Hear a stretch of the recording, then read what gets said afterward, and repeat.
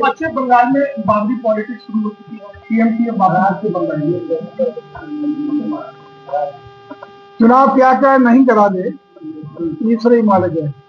वैसे भी ये जितने भी इंडी गठबंधन के लोग हैं, ये चुनाव जीतने के लिए, सत्ता पाने के लिए किस हद तक सृष्टि करते जा सकते हैं, इसका अंदाजा इसी बात से आप ला सकते हैं जो आप कह रहे हैं।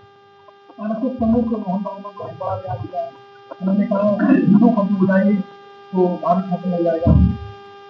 तो स्वाभाविक है, सनातन आधार है और भारत का जो अखंड भारत हुआ करता है, जिसकी सीमाएं मुझे लगता है अफगानिस्तान से लेके जो पुरानी इतिहास बताता है, तो अखंड भारत का स्वरूप तो सनातनी भारत का स्वरूप था।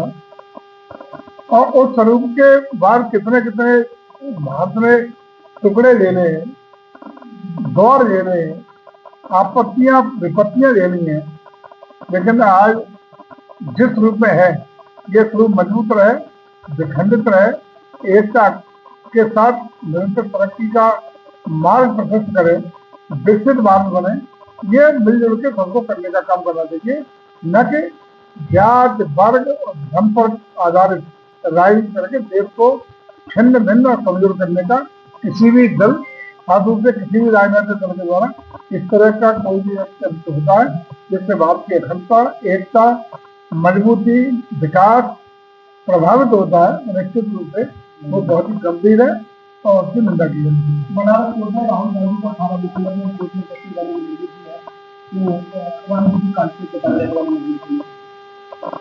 राहुल जी क्या होता, कांग्रेस ही राहुल जी को काल्पनिक बताती रही है।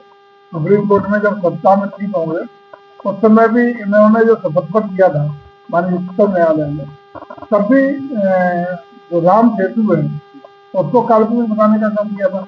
तो ये तो उनके आचरण में, हम कहते हैं हिंदी गठबंधन का ही मुखिया है कांग्रेस, तो उनका आचरण जो भी इसके दल हैं वो धर्म निरपेक्षता के नाम पर तुष्टिकरण का काम करते रहे। एफआईआर के लोगों की लगातार स्टेट में दर्ज है ना, उनका बेईमानी रुक जाएगी, फर्जी वोट कट जाएंगे, जिस गलत वोटों के आधार पर परिणाम प्रभावित करने का प्रयास करते हैं वो प्रयास विफल हो जाएंगे। एक पारदर्शी और निष्पक्ष मतदाता सूची बनाने का अगर भारत निर्वाचन आयोग का प्रयास कर रहा है तो पेट में दर्द किसी को नहीं होना चाहिए। काहे का पेट में दर्द है? यदि उन्हें कोई आपत्ति है, गलत हो रहा है, तो प्रामाणिक तथ्य में चुनाव आयोग खुद ही संज्ञान लेकर के उसको दुरुस्त कराने का काम करेगा। लेकिन औचित्यहीन, सत्यहीन, प्रमाण रहित बातें लगातार करते हुए ये सुप्रीम कोर्ट तक है। सुप्रीम कोर्ट में जब कोई राहत नहीं मिली तो उसके बाद फिर उन्होंने यात्रा शुरू की।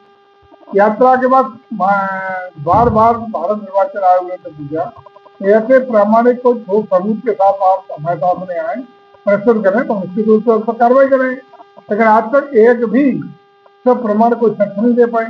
केवल और केवल वातावरण खराब करने के लिए, संवैधानिक संस्थाओं पर चोट पहुंचाने का, भारत निर्वाचन आयोग को छल खराब करने का ये असफल प्रयास कर रहे हैं। लेकिन जनता देश की तरफ जा रही है, समझ रही है, और मैं समझता हूँ पारदर्शी मतदाता सूची राष्ट्र हित में आवश्यक है और चुनाव किसी भी चुनाव की स्वच्छता, पारदर्शिता, गुणवत्ता और ईमानदारी के लिए बहुत ही महत्वपूर्ण आवश्यक है। हाईकोर्ट के जस्टिस समीर जैन उन्होंने तो उनका निजी फैसला है, कहीं न कहीं वो नहीं उसमें इन्वॉल्व होना चाहते।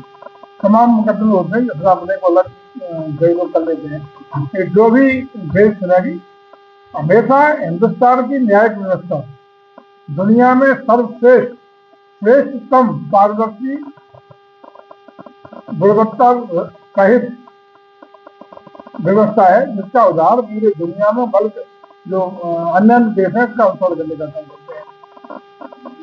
हमारी न्यायपालिका बिना किसी राजनीतिक, सामाजिक, आर्थिक या भौगोलिक दृष्टि से निर्णय नहीं लेती, बल्कि तथ्यों, साक्ष्यों, प्रमाणों, सबूतों के आधार पर अपना निर्णय वास्तविकता के आधार पर न्याय को सर्वोपरि रखते हुए उसको निर्णय लेती है। जो भी निर्णय माननीय न्यायालय का होता है, इसलिए कभी भी कोई सरकार, कोई भी व्यक्ति सामान्य तौर पर उसको टिप्पणी करने का काम नहीं करता।